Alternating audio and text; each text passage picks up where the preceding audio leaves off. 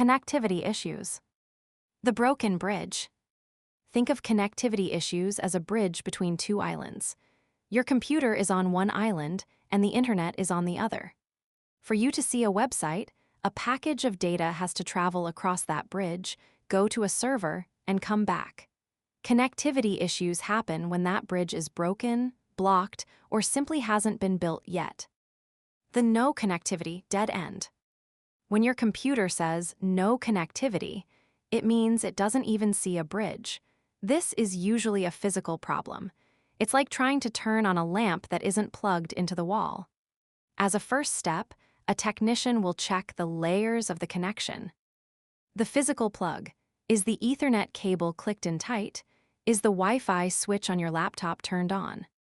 The power. Is the router turned on? If the lights on the front of your router are all dark, the bridge has no power. The hardware. Sometimes a network card inside a computer simply dies. If your computer doesn't even show a Wi-Fi icon, the internal radio might be broken. The limited connectivity warning. This is the most frustrating error because it means the bridge is there, but there is a road closed sign at the other end. Your computer can talk to the router in your house, but the router isn't letting it through to the internet. The most common cause is an IP address problem. Every device needs a digital mailing address to receive data. If your router gets confused and fails to give your computer an address, your computer will give itself a fake one, usually starting with 169.254. The router doesn't recognize this fake address, so it blocks you from the web. Restarting the router usually forces it to hand out real addresses again. Intermittent cutting out. If your internet works for 10 minutes and then disappears for 2, you have an intermittent issue. This is like a bridge that is falling apart.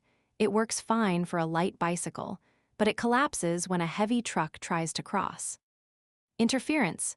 Other electronics like microwaves or baby monitors can jam your Wi-Fi signal. Damaged cables. A cable that has been pinched under a chair leg might work most of the time, but lose the connection if it gets wiggled. Overheating. If your router is stuffed in a hot closet, it might faint from the heat and restart itself every few minutes to cool down. DNS, the phone book failure. Sometimes your connection is actually fine, but your computer has lost its map. When you type google.com, your computer has to look up a secret number, like a phone number, to find the site. This is called DNS. If the DNS system is down, you can't find any websites, even though your internet bridge is perfectly solid. A quick way to test this is to try and visit a site by its numbers instead of its name. If that works, you know your phone book is broken. Troubleshooting steps for beginners. Before calling for help, technicians always follow the power cycle rule. Unplug the power from your modem and your router. Wait 30 seconds. This lets the electricity drain out and the brain clear its memory. Plug them back in and wait 5 minutes for the lights to turn green. This simple act fixes about 80% of all connectivity issues by giving the hardware a fresh start.